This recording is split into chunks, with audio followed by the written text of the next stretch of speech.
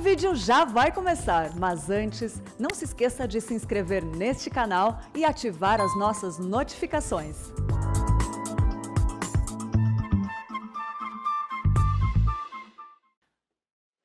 Irmãos queridos, nós vamos então abrir a palavra de Deus no livro de Salmos. Salmo 126. Salmo 126. E faremos a leitura apenas de um verso. O versículo 4. E eu queria pedir que toda a igreja em uníssono, com voz bem clara e eloquente, pudéssemos ler esse texto. Vamos juntos? Restaura, Senhor, a nossa sorte, como as torrentes no Neguebe. Vamos de novo. Restaura, Senhor, a nossa sorte, como as torrentes no Neguebe. Amém. Irmãos, o livro de Salmos é o mais longo livro da Bíblia. Nós não chamamos de capítulos, mas são 150 poemas. Quando eles foram compostos, eles foram divididos em 5 livros. 5 livros. Assim como o Pentateuco, são 5 livros, também o livro de Salmos, o Saltério, é dividido em 5 livros. Este livro foi escrito num longo período, de aproximadamente 1000 anos, porque você tem o Salmo 90, que foi escrito por Moisés, que viveu 1500 anos antes de Cristo, e você tem este salmo, que é um salmo pós-cativeiro babilônico. Então, entre Moisés e este salmo que estamos lendo hoje, temos um período aí de 1000 anos. Este salmo, ele é um salmo, nós chamamos de pós-cativeiro, porque vocês todos bem sabem que depois da morte de Salomão, o reino de Israel se dividiu. 10 tribos seguiram a liderança cismática de Jeroboão I, formando o que nós chamamos de Reino do Norte, Reino de Israel, cuja capital veio a ser Samaria. E esse reino teve 19 reis, em 8 dinastias, e durou de 931 a.C. a 722 a.C., quando essas 10 tribos do norte foram levadas cativas pelo grande império assírio. As 2 tribos do sul, fiéis à dinastia davídica, formadas das tribos de Benjamim e Judá, ainda duraram mais tempo, alternando entre homens piedosos e homens maus no governo. Entretanto, não aprenderam a lição das 10 tribos do norte e andaram em caminhos errados, muitas vezes. Deus mandou os profetas e eles não ouviram os profetas. Eles perseguiram os profetas. Eles mataram os profetas. E o alerta foi feito vez após vez, reiteradamente, mas eles não quiseram ouvir a voz de Deus. Então Deus mandou o poderoso império caldeu, a Babilônia, que em 3 cercos da cidade de Jerusalém tomou a cidade. 606, 596, 586. E em 586, Nabucodonosor entrou em Jerusalém, arrasou a cidade, destruiu a cidade, passou ao fio da espada milhares de judeus. E diz o profeta Jeremias que mais felizes foram os que morreram à espada do que os que morreram de fome dentro dos muros de Jerusalém. O povo foi levado para a Babilônia, num longo cativeiro de 70 anos. Mas Deus já havia dito, por intermédio do profeta Jeremias, que esse cativeiro tinha prazo de validade. Depois de 70 anos, Deus libertaria de novo o seu povo. E então Deus cumpriu literalmente a sua promessa. E os israelitas estão de volta a Jerusalém. Mas ao retornarem, a cidade estava debaixo de escombros. os muros quebrados, as portas queimadas a fogo, o povo pobre, completamente sem ânimo para reagir diante daquele cenário tão triste e tão doloroso. Além do mais, Jerusalém estava cercada de muitos inimigos que se opunham claramente, fortemente à reconstrução da cidade. E a cidade de Jerusalém ficou nada menos do que 142 anos debaixo de escombros, pedras reviradas, portas queimadas, muros caídos, o povo desanimado, cercado de muitos inimigos. Este salmo foi escrito com 3 perspectivas. A primeira delas, numa lente, numa visão do retrovisor, olhando para trás, dos versos 1 a 3, com gratidão por aquilo que Deus havia feito. Quebradas algemas, arrancado o povo do cativeiro, libertado o seu povo. E eles estavam gratos a Deus, porque Deus os libertara, porque Deus lhes dera a chance de recomeçar. E esse testemunho não só trouxe alegria para eles, mas trouxe testemunho e impacto para as nações. Porém, agora chegaram. A situação é difícil. O cenário é cinzento. A crise está instalada. E é aqui que entra, meus amados irmãos, esse texto que nós acabamos de ler. E eu gostaria de ponderar com vocês algumas verdades importantes aqui. Em primeiro lugar, é preciso afirmar que um passado de glória não é garantia de um presente glorioso. Vejam vocês que eles estão olhando para trás com gratidão pela libertação. Quando o Senhor restaurou a sorte de Sião, ficamos como quem sonha. A nossa boca se encheu de riso, os nossos lábios de júbilo. Grandes coisas fez o Senhor por nós, com efeito, grandes coisas fez o Senhor por nós, por isso nós estamos alegres. Mas isso lá atrás. Se você é crente no Senhor Jesus, se você tem o selo do Espírito Santo na sua vida, se o seu nome está escrito no livro da vida, houve um momento na sua história em que você foi liberto, em que você foi perdoado, em que você foi salvo. Seus olhos foram abertos, seus ouvidos foram abertos, seu coração de pedra se transformou num coração de carne. Você se rendeu a Jesus. A alegria da salvação, a alegria do perdão, a alegria de ser membro da família de Deus, de ter o seu nome escrito no livro da vida. Todos nós que cremos em Jesus temos essa história linda para contar do que Deus fez na nossa vida. Mas agora, vamos pousar aqui hoje, 17 de outubro de 2021. Exatamente agora, 11 horas 36 minutos, na Igreja Presbiteriana de Pinheiros, em São Paulo, Brasil. A grande pergunta é: como está hoje a sua vida? Que diagnóstico você tem do seu coração? A Igreja Presbiteriana de Pinheiros,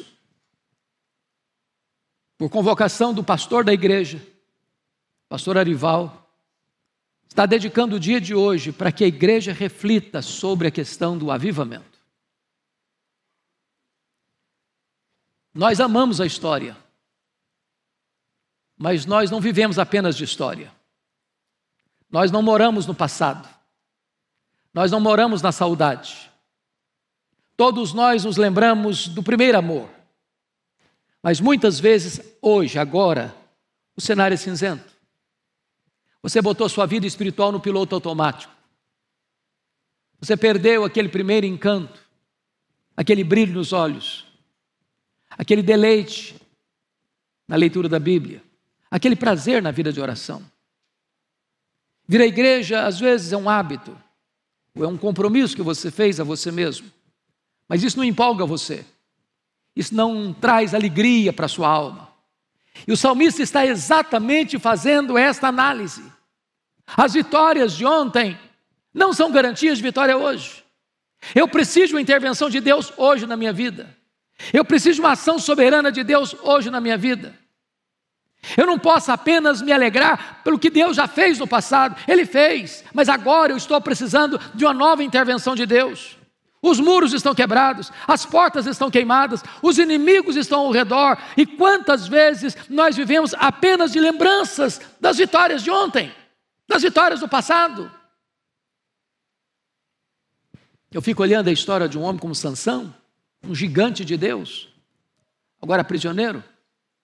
Eu fico olhando a história de um Davi, homem segundo o coração de Deus, que cai numa armadilha da sedução e macula o seu nome, a sua honra. Eu fico olhando, irmãos, quantos lugares que até mencionamos hoje na escola bíblica dominical, onde aconteceram grandes avivamentos, onde hoje as igrejas estão mortas, vivendo de lembranças. Quem sabe ontem você foi um homem de Deus, uma mulher de Deus, um jovem cheio do Espírito Santo. Mas a pergunta é: como é que está a sua vida hoje, nesta manhã? E o salmista então ora a Deus e diz assim: restaura, Senhor, a nossa sorte, como as torrentes do Negueb. Mas há uma segunda lição que eu quero destacar nesse versículo, irmãos, para a nossa reflexão. A sequidão hoje não deve levar você ao conformismo, mas há uma volta intensa para Deus.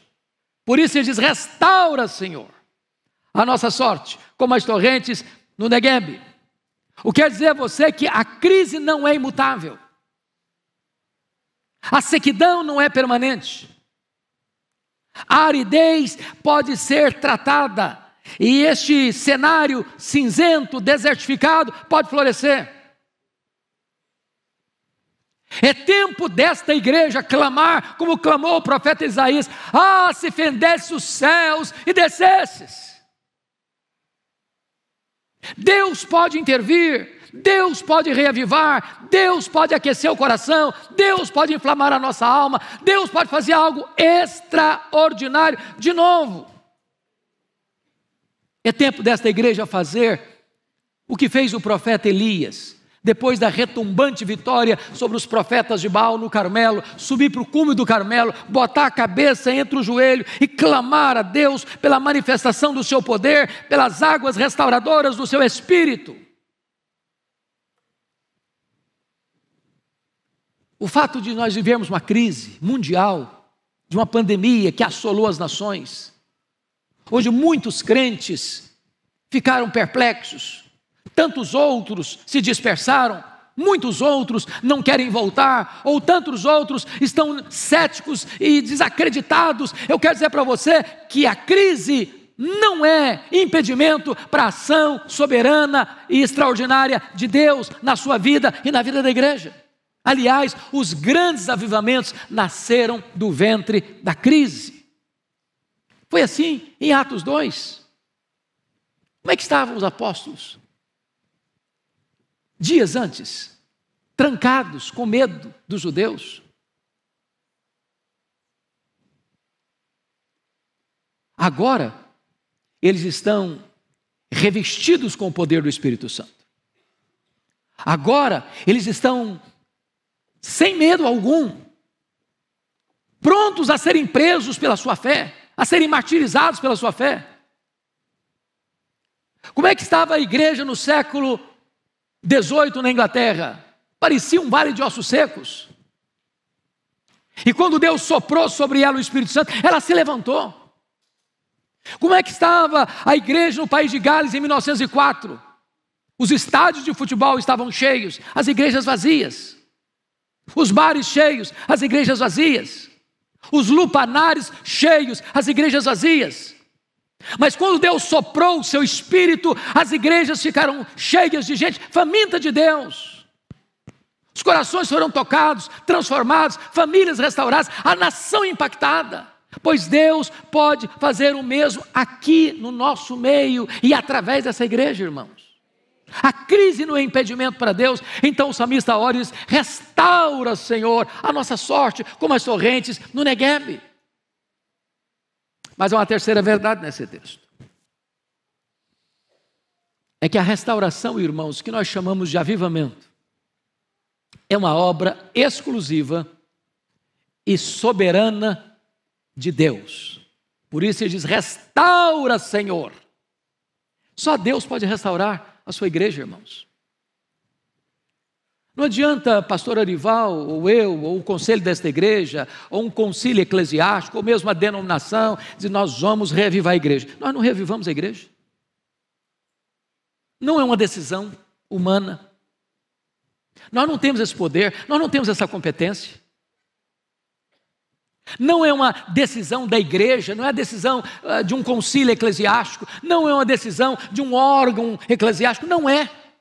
Só Deus pode fazer isso. Só Deus pode soprar sobre a igreja o seu sopro e trazer alento de vida.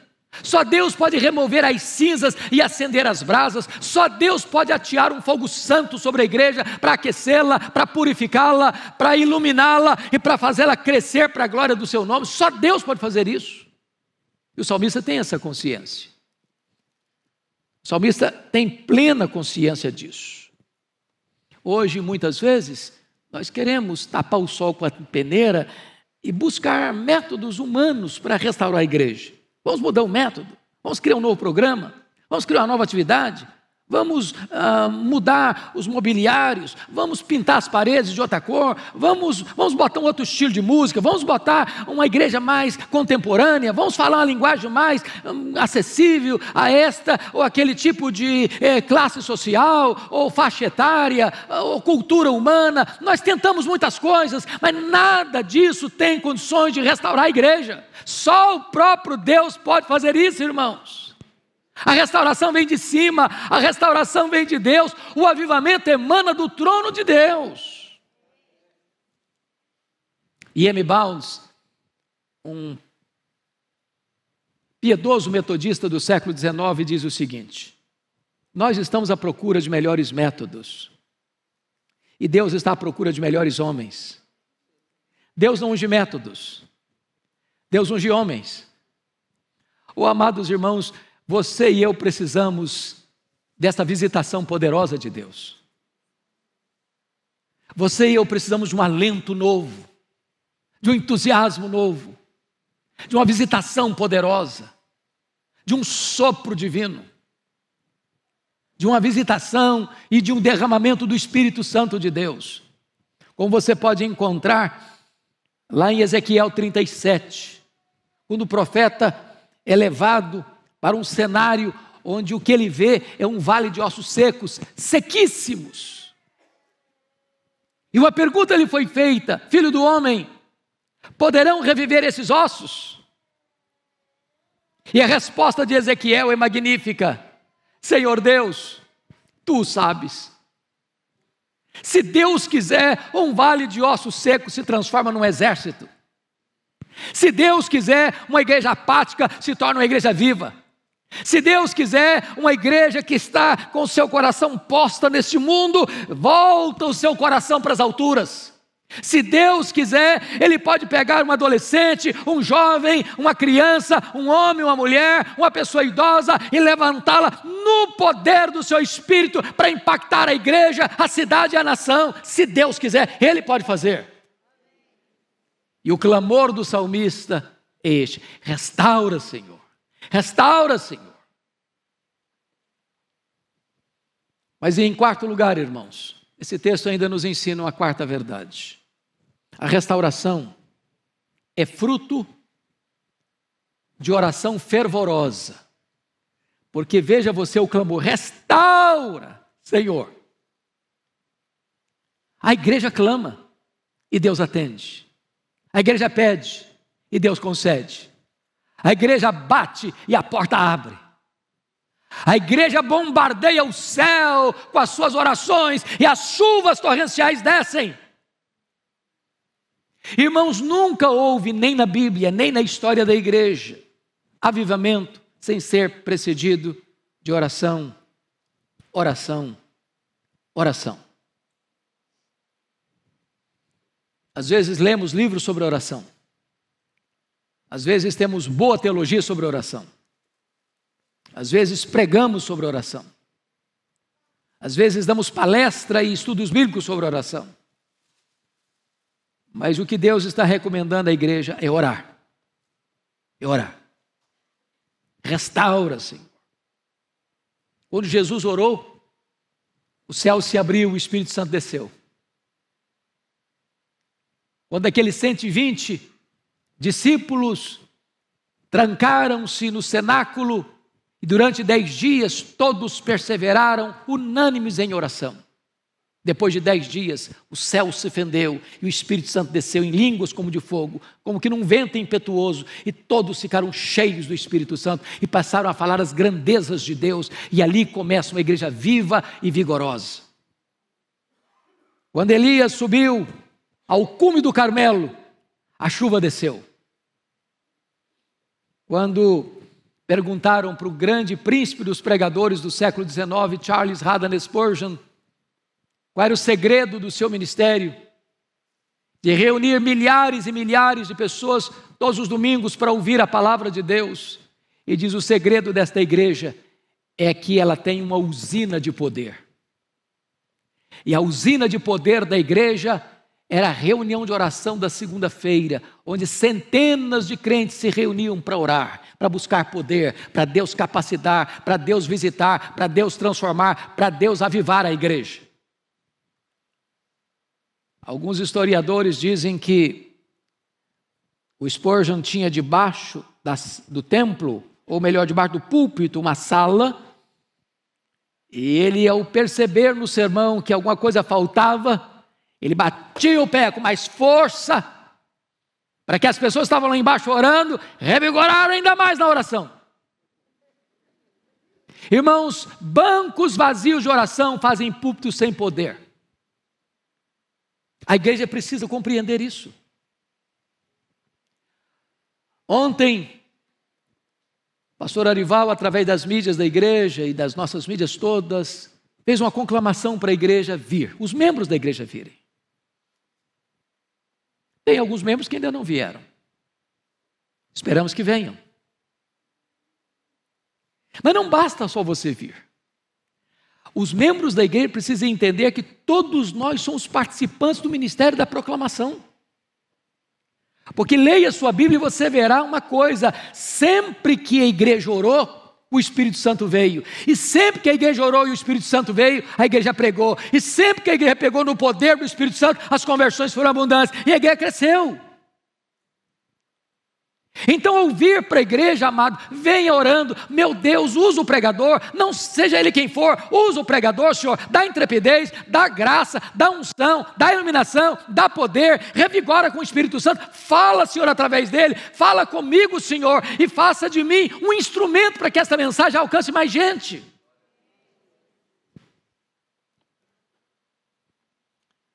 Hoje à noite nós ouviremos um pastor da Coreia. Já temos tantos testemunhos lindos, mas uma das marcas para mim mais impressionantes da igreja da Coreia, além do discipulado, que é uma marca extraordinária, é a postura daquela igreja de orar pelas madrugadas.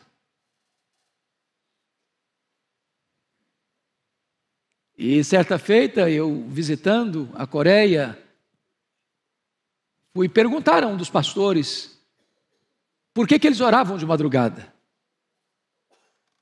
E eu até fui um pouco indelicado, porque eu fiz uma afirmação para ele, disse: vocês oram de madrugada porque isso é a cultura oriental, isso é a cultura de vocês. E esse pastor olhou nos meus olhos e me disse: não, no mundo inteiro as pessoas levantam de madrugada para ganhar dinheiro. Nós levantamos de madrugada para orar porque Deus é prioridade na nossa vida. Irmãos, quando o povo tem sede de Deus, Deus visita a sua igreja. A Bíblia diz que Deus derrama água sobre o sedento, torrente sobre a terra seca. Deus derrama o seu Espírito sobre a sua posteridade e a sua bênção sobre os seus descendentes. Mas é a terra seca que recebe a chuva, é o sedento que tem água. É desta maneira que Deus diz: se a igreja orar, a igreja recebe. Nós conclamamos você, meu irmão, membro desta igreja, você que está conosco hoje, você que está nos assistindo, a clamarmos a Deus por um revivamento. Só assim a igreja vai enfrentar as hostes do mal, só assim a igreja vai enfrentar todas as forças ocultas e visíveis que se levantam contra a igreja. Só assim a igreja vai impactar a nação. Por isso o clamor é esse: restaura, Senhor, a nossa sorte, como as torrentes do Negueb. Mas, amados irmãos, eu gostaria de concluir com a quinta verdade desse texto. A restauração é, na verdade, um milagre de Deus. Não apenas uma intervenção de Deus, mas um milagre de Deus. Veja você o versículo que diz assim: restaura, Senhor, a nossa sorte, como as torrentes no Negueb. Como entender isso? Você que tem uma pequena noção, uma boa noção da geografia bíblica, você sabe que o Negueb é um deserto. Que o Negueb é o maior deserto de Israel. Que o Negueb é o grande deserto da Judeia. Que esse deserto é formado de altas montanhas rochosas, onde o que você vê são pedregulhos e areias grossas esbraseantes. A região toda é deserta. Mas ali acontece um fenômeno muito curioso. De vez em quando, você vê, ao caminhar por aquelas montanhas e aqueles rochedos e aquelas areias esbraseantes, como que uma grande enxurrada, como que um filete d'água brotando e engrossando as suas águas, descendo as encostas, rasgando as entranhas do deserto, e onde aquele rio invernal vai passando, tudo começa a florescer e a frutificar. O salmista que conhecia essa geografia, o salmista que conhecia esse fenômeno, está rogando a Deus: em Deus, assim como tu restauras o deserto do Negueb, restaura também a nossa sorte. O que ele está dizendo: meu Deus, eu olho para a minha vida hoje, parece que está seco, parece que está árido, parece um deserto. E eu te peço, Senhor, que essas areias escaldantes e esbraseantes do meu coração, essa sequidão do meu coração, esta aridez do meu coração, seja agora invadida pelas torrentes do céu, seja invadida pela chuva serôdia do Espírito Santo, e que onde está seco volte a florescer, que onde está morto volte a viver, que onde está desanimado volte a ficar animado, que onde está fraco volte a se fortalecer. Ele está orando para Deus fazer o mesmo milagre que Deus faz na natureza, na sua vida.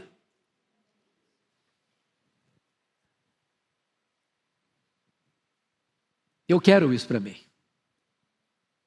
E o Senhor Jesus Cristo, lá na festa dos tabernáculos, no último dia da festa, onde o povo tinha uma procissão de pegar água lá no tanque de Siloé e levar ao templo, e aquela procissão era feita durante os 7 dias da festa.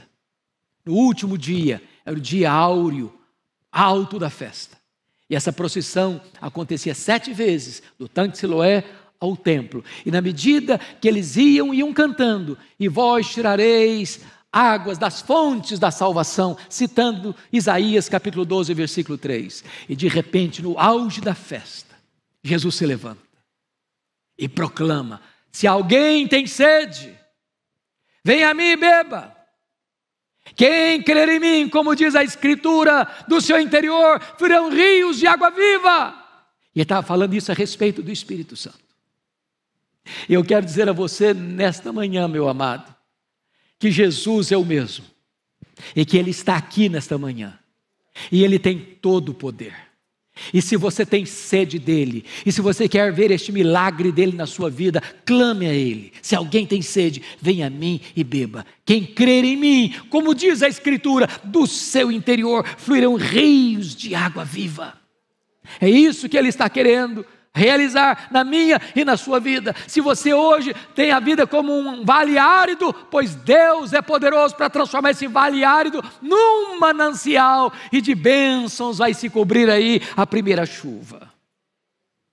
Se você hoje está com água apenas lá no tornozelo, peça a Deus para que essas águas cresçam e cheguem até a sua cintura. E peça a Deus para que essas águas cresçam e cheguem até o seu ombro. E peça a Deus para que essas águas cresçam, para que você possa nadar neste rio do Espírito Santo de Deus, uma vida plena e abundante. O clamor da igreja é este: restaura, Senhor, a nossa sorte, como as torrentes do Neguebe. Vamos ficar em pé? E vamos recitar com toda a alegria e entusiasmo Salmo 126, versículo 4. Toda a igreja conosco, texto que consideramos nesta manhã. Vamos juntos ler?